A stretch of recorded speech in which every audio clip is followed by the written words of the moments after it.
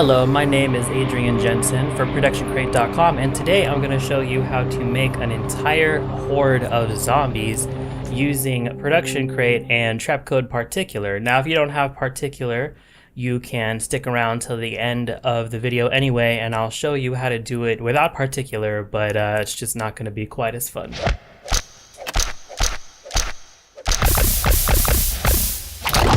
First things first, we need some zombie clips, obviously. You can see these two up at the top here on the front page. Those are just there because I added a couple extras to make sure there was enough for this tutorial. We're just always adding new stuff, guys, so make sure you're checking the website regularly. You never know what you're gonna find. In the actual zombie section, we are going to click the wide shot standing section. And as you can see, there are 5 free clips in this section, so I'm just gonna go ahead and grab all of them. I just click these tiny download buttons here in the corner to download all of them, and then I will bring all 5 of those clips into After Effects.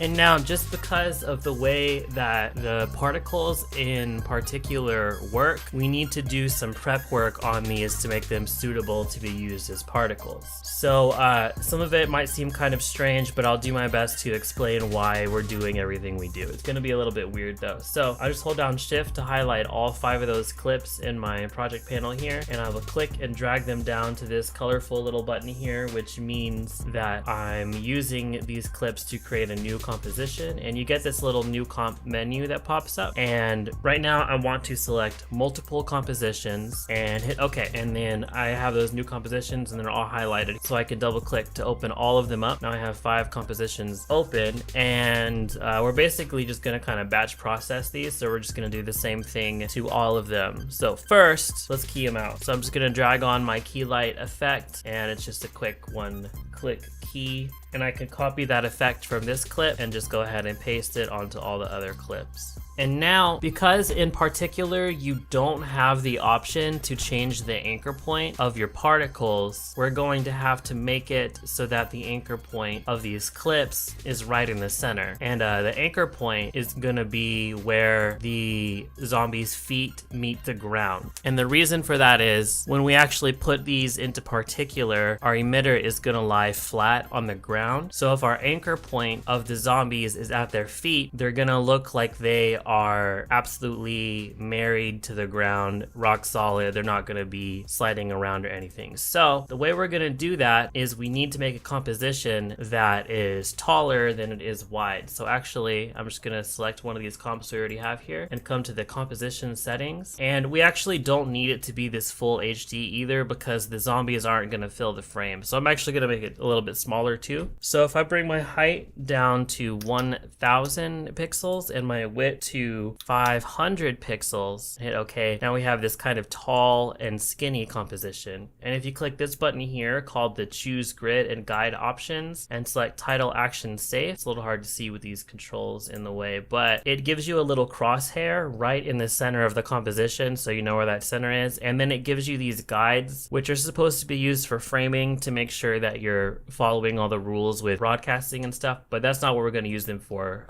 They're actually going to be helpful in another way. So I'll leave you with that cliffhanger for a little bit, and we'll just go and change the sizes of all these compositions. So each of them is going to be 500 by 1000. We want to make sure all of our zombies have their feet in the center of the composition, but also that they're all roughly the same height. So what I'm going to do is find a frame in the clip where the zombie is pretty much standing straight up, which this one happens to be standing straight up through the entire duration of the clip. So that one's going to be easy. So I'm just going to move him so his feet are in the center, lined up with this crosshair. Not like, I don't want the crosshair at the bottom of his toe. I want it where his feet meet the ground. So it's like right here. And then I'm going to shrink him down, and I'll use these lines here as a guide, and I'm gonna make him about as tall as this top line here. So that way, since we have that handy guide on all the compositions, we can make them all roughly the same size. Okay, so that looks good. He's as tall as I want him to be, and he's in the center of the composition. We do have this wasted space down at the bottom, and that's kind of a shame. I'm not really happy about it either, but it's just the nature of the beast. It's what we gotta do. So So let me just go through, and this one doesn't have my grid on. I'll turn my grid on, and she's kind of crouched over in this frame here, so I'm gonna find one where she's standing up more straight. That looks like it's about as good as we're gonna get. So let me shrink her down, put her in the middle, and make her the right height. That's good. Moving on, and we'll just run through and do this for all the clips.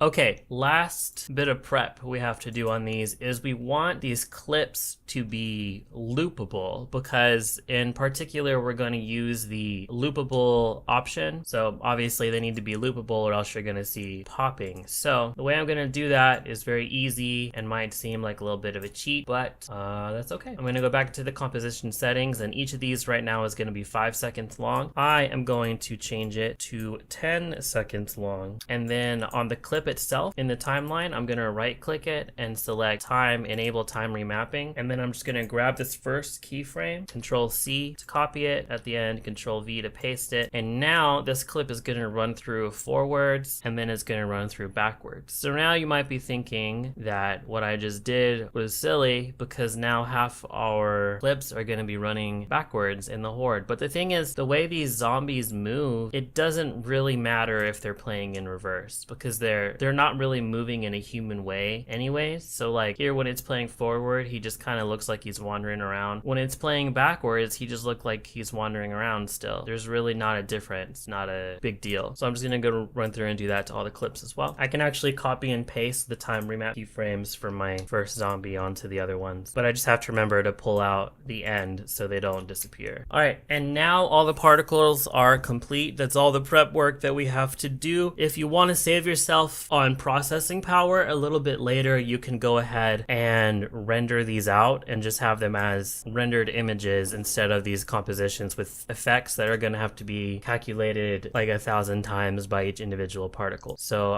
it's going to run faster later if you render them out, but you don't necessarily have to. I'm going to. Alright, next I have a bit of drone footage that I'm going to use as my background. First of all, I can see that there's a little bit of fisheye distortion on the edges. It's kind of slight, it is not really a big deal, but I figure I may as well go ahead and fix it because it's going to make the tracking look a little more solid if everything's straight. So I'll put my optics compensation effect on there. I'm just going to eyeball it a little bit. If you look at the horizon, you can see that it kind of curves off at the end. So we also have this road that's looking a little bit curvy, so just kind of look for things that should be straight, and then with the optics compensation, check reverse lens distortion, and then just pull it out until those lines look straight. And it might not be perfect, but it's gonna, the fact that we're doing this at all is gonna make the track better than it would have been otherwise. So that looks kind of straight to me, and then to double check, you can just play through the footage and make sure that you didn't make it worse. It'll be more obvious in motion if there's more distortion, but it looks to me like I've flattened this out pretty good. So the camera tracker plugin is not going to recognize that effect unless we pre-compose it. So I'm just going to highlight it and hit Control-Shift-C to pre-compose. Now it's pre-composed. I moved all the attributes, so there's no effects on this clip now, which means now we can track it. So I'm going to add the 3D camera tracker plugin on to this clip and just wait until it's done. All right, that tracking is complete. It took a few minutes. I don't want you to think that it was instantaneous, so don't expect that. But now we have all these tracking points that are locked onto their positions in the shot, and we can hover over some of them and make a target, and you just want to try and find one that matches the perspective of your shot. So I found one here, and I'll go ahead and create a solid and a camera. So now we have this 3D solid and this camera, and it looks like it's pretty well locked on. And a good way to check is to add a grid effect to the solid itself so you can see through it, and then just play the footage, and that looks really good. It looks super locked on. So if yours does not look very good, you can use these controls and try and shift it into shape. That's kind of tricky though. You could also just make a new solid using these controls and just do that instead and hope you have better luck. Sometimes you need to go manually though. I don't like doing that, but I've had to do it before, and it's really not the end of the world. But now our final bit of prep before we can move on on to the actual particular part of the tutorial is that we need to realign our scene, because if we open up the transform values of this track solid, see they're all over the place. The position is a bunch of weird numbers, the orientation is a bunch of weird numbers. I feel like personally, when you make a solid and you're doing this, it should assume that you want the middle of the solid to be your origin and you want the solid to be your ground plane, but it doesn't work that way, so we kind of have to do it manually, but it's actually really easy. So what I'm gonna do is I'm going to take my 3D camera and pick whip it to the solid. So now it's attached to the solid, and now I can move the solid where I want it. So I want the position to be in the actual center of our world, and the way to do that is, let's just check to see what our composition settings are. So this is a 1920 by 1080 composition, so we want our X value to be in the middle of the width and our Y value to be in the middle of the height. So the way to do that is in the position, highlight the X value and type in the width of the composition, which we just saw was 1920, and then you can divide it by 2. I don't know if you knew that, but pretty much any field in After Effects that you can type numbers into will also do math. So it's done the math for me, and then the next one, just type in 1080 divided by 2. And you actually can't see this moving at all, and that's because the camera is parented to it. So the camera's moving too. So you just have to trust that it actually is moving. And now for the orientation, we can zero that out so it's not twisted a weird way. But then actually on the X, we do want it flipped over 90 degrees so it's on the ground instead of just facing forward. So we'll type 90 into that. And now the solid and the camera are in the right position, so you can unparent the camera. And I know it looked like nothing changed, but it actually did change, and now it's going to be super easy to line stuff up. For example, if I make a new solid, screen solid, whatever, and make it 3D, it's going to jump to right in the center of the world that we just built, which is perfect, but I don't need it, so I'm going to delete it. And also, because of what we just did, we move the camera around and all that, we can't use this camera tracker plugin anymore because it doesn't know that we did that. So if I make a new solid here, it, as you can see when I play through the actual footage, it's floating above the ground. It's not on the ground anymore. So that camera tracking data is no longer good. So make sure you have everything you need in your scene before you do what I just did. All right, but now here's the fun part. We can take all these zombie particles that we made earlier and bring them into the scene, and we can poke all their eyes out because we don't need to see them, and move them down below everything because again we don't need to see them. And we can add a new solid, which is going to be the comp size, any color. What's your favorite color? Leave a comment and tell me your favorite color. I like blue. I'm gonna make a very nice blue solid. This really doesn't matter at all. And let's add particular to it, and this is the newest version of particular, and we're going to be using some of the new features. Right now, if we just play through, you can see that particles are being born in the center of the solid that we made, and they are respecting our camera motion. So that's great. Let's turn off the visibility of that solid. We don't need that anymore. And now we need to change some settings in our particular system. So in the emitter settings, we want to change the velocity to 0, zero that all out. And now it's just gonna look like we have a little dot, but basically now that it's all zeroed out, we can see the shape of our emitter. So you can change it to either a box or a sphere for this. I'll start with box, and then in the emitter size, change it from XYZ link to XYZ individual, and bring your Y down to 0. No matter what, you need that Y at 0, but you can make these other numbers anything you want. So as you can see, these little dots, as I bring up the emitter size, they start to spread out. Yeah, and if you bring up the emitter size in the Z, they'll spread out in the other direction. And just bring these numbers up until those particles start to cover the area. And we need more particles, obviously, so I'm going to change the emitter behavior from continuous to explode, so they're all born in the first frame, and just bring that up. Bring it up to about how many zombies you want to see, and we can change this later if you're having trouble visualizing what that actually looks like. So as you can see with our box emitter, this is kind of obviously a square. Yeah, there's these two straight lines in the particle field here. So if you want to go ahead and change that into a sphere, now it's going to cluster in the middle and be more rounded on the edges, which looks a little bit more organic, but you do end up with this cluster in the middle. middle. So you kind of gotta pick your battles. Do you want the sphere or do you want the box? I'm gonna go with the sphere for now. So now we need to put our actual particles in this system. So I'm gonna close the emitter settings and I'm gonna open up the particle settings, and we don't want our particles disappearing. So we need to make the life something that's longer than the composition. So this composition is 8 seconds and 26 frames long. So I'm gonna just change the life to 10 seconds. So now those particles are not gonna die. They're gonna stay alive. I mean, there's zombies, so I guess they're gonna stay undead through the duration of the composition, but they're not visible on the first frame. That's because they haven't been born yet. So just grab the solid, the particular solid, and just move it back in time a little bit, and now those particles exist on the first frame as well. For the particle type, we're going to select a sprite, and for the texture, just grab one of the particles. I'll just pick number 1. It's gonna tell us our particle's too big. I already knew that that would happen. It seems like every time they update particular, they change this number of how big they recommend particles to be. Yeah, our particles are too big. We did shrink them down, but we didn't want to shrink them down so much that they don't look good anymore. So just got to deal with this warning. It's fine. Just tell it, shut up. I don't care what you think. And it's going to give us another warning. I really don't know why it does that, but it seems to do it every time now. And then wait for it to load. It's going to take a second to recognize those particles. Okay, and now it looks like there are no particles, but there actually are. They're just very tiny. So let's make them bigger. Let's change the size and just drag it up until it looks like a good size.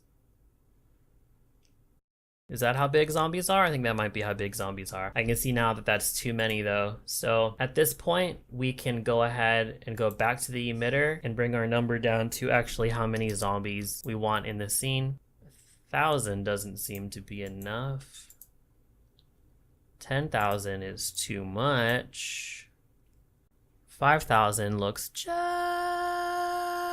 right. But also remember that we have more zombies than just this guy in the blue shirt. We have 5 different zombie textures we're going to use. So we actually don't want this at 5,000 because each one's going to be on their own system. So we want it at 5,000 divided by 5, which for me is easy math to do in my head. I can just change it to 1,000. But again, if you picked a number that's not a nice round number, then you can just type it in here. The number of zombies you actually want divided by the number of individual zombie textures you have, which for us is 5, and that's going to equal 1,000, which is exactly what I thought it was going to equal. So the moral of this video is that I am very smart. So now that we have those zombies in place and they're the right size, now we can start adding our other zombies. Actually, seeing this in motion, they look a little small, so I'm just going to bring my size up a little bit more. And you can also bring up the size random, but don't bring it up very much. Like I even noticed that 5 was too much, but this will add a little bit of height variation to your zombies. We don't want 5%.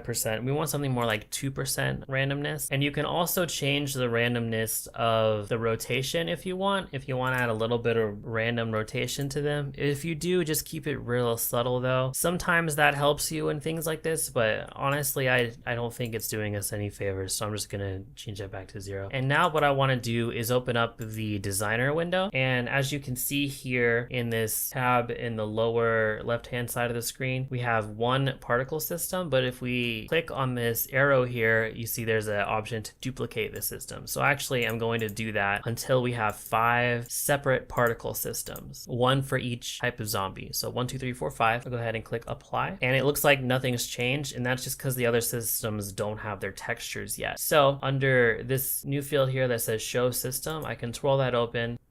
I can change that to select system number 2, and now you can see all of the controls have either system 2 or S2 next to them, so you know we're controlling system number 2. So now what I want to do is add a texture for that system. So under the particle settings, I can find the texture section, and I can select zombie particle number 2, and on all of these, just make sure your time sampling is on random loop. So what that's going to do is it selects a random frame to start on, but then if it gets to the end of the clip, it will play it again. So now you can see a problem we're having is that all of our new zombies are in the exact same place as our old zombies, and it kind of looks like each one of these dudes has a girl looking at him going, "What?"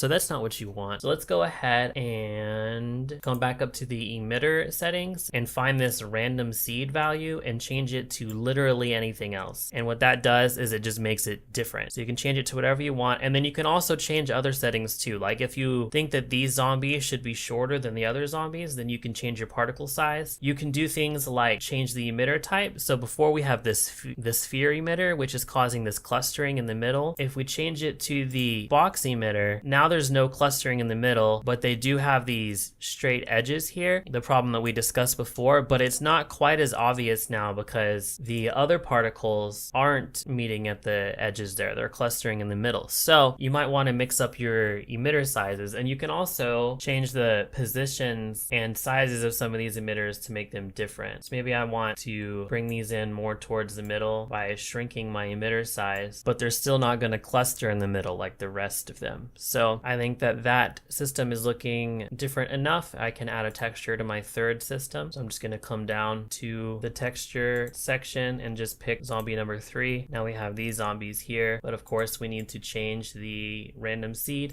and just go through and do this for all the different systems, changing whatever values you want to make them look however you want. On my fourth particle system, something I noticed is that in this one, the zombie is looking kind of at the camera, which is pretty distracting because just the way your mind works makes it really easy to pick out faces. So when you're looking at this crowd of zombies, you can kind of go through it and just find all the faces. There's one, there's one, there's one, there's one, there's one, there's one, there's one, there's one, there's one, there's one. It's not actually that great. So I'm gonna decrease the particle count on this one, and you can decrease the particle count or increase the particle count of any of them depending on any number of factors, just if you think you need to. So I'm going to bring this one down to about 300 instead of 1000. So these particles are still in the system, so I still get the randomness from, you know, having that texture factored into my system, but there's less faces staring at me. And I can just change the randomcy to that. And that's how you can use Trap Code Particular and Footage Crate to make an entire horde of zombies. If you want to look at my previous zombie compositing tutorial, it'll give you tips on how to make your crowd of zombies kind of sit in your shot a little bit better. They're applicable to this tutorial as well. If you don't have particular, you can still make a horde of zombies. It's just going to be a little bit different. So I'll go ahead and show you that now. All right, so if we rewind a little bit, I have this footage still with the horizon line corrected and all that, and I have the 3D camera tracker plugin on it. So I can just select a bunch of these points to get kind of an average of all of them, and then right click it and tell it to make a solid and a camera to give me my camera solve. And I'm not going to correct the position of it this time because it's not necessary for what we're doing here. So I have my zombie clips. These are the free clips from Production Crate. I'm just going to grab one of them, and first thing I'm going to do is use this pan behind tool here. What this does is it makes it so I can grab the anchor point and move it to where it should be, which I'm going to put right between his feet here. We don't have to do all that stuff with prepping it to be a particle this time because we're not making anything with particles. So I'll go ahead and drop key light onto it to just take out that green, and I can turn it into a 3D layer, which is going to send it into a crazy position. I don't even know where it is. It looks like it's right up by the camera, which is no good. It doesn't really matter though. If I hold down shift and parent it to my track solid, now it's in the exact same position as my track solid. And now I can just hit R to bring up the rotation and orientation. And if I change either the rotation or the orientation, it doesn't matter on the X value to 90, now it's going to be perpendicular to that solid, and I can just rotate it to be facing the camera a little bit better. And there you go. Now you have your zombie in 3D space. But of course, one zombie is not enough. How is that a horde? How is that? Tell me how is that a horde? How is one zombie gonna be a horde? No, you need more than one. So what we're gonna do is just highlight the zombie, and you can hit Control D to duplicate him, and then make sure not to move him on the y-axis, and don't just grab him and just move him all willy-nilly. That's not gonna work. That'll put him in a random place in 3D space, and a random place in 3D space. It'll put him in a random place in 3D space, but that's not what you want because we want to keep him on the ground. So don't lift him up with the y-axis. Just grab the Z and the X-axis and only move him on those. And that way when we play it through, he's gonna still be on the ground, although he does look kind of huge, so maybe we should just grab both of those and scale him on down. And now you can just select one of these zombies and click on one of the other zombies in the project panel here, just one of the other ones we downloaded. Hold down Alt and drag it over what you want to replace in the timeline, and it will replace it with a different clip. And now you just have to do that a whole bunch of times, and that is how you make a horde of zombies without particular. So the reason we did it with particular is because it's just a lot less manual work, but sometimes you just gotta do what you gotta do, work with what you've got. So that'll be it from me. I've been Adrian Jensen, and remember to make it awesome.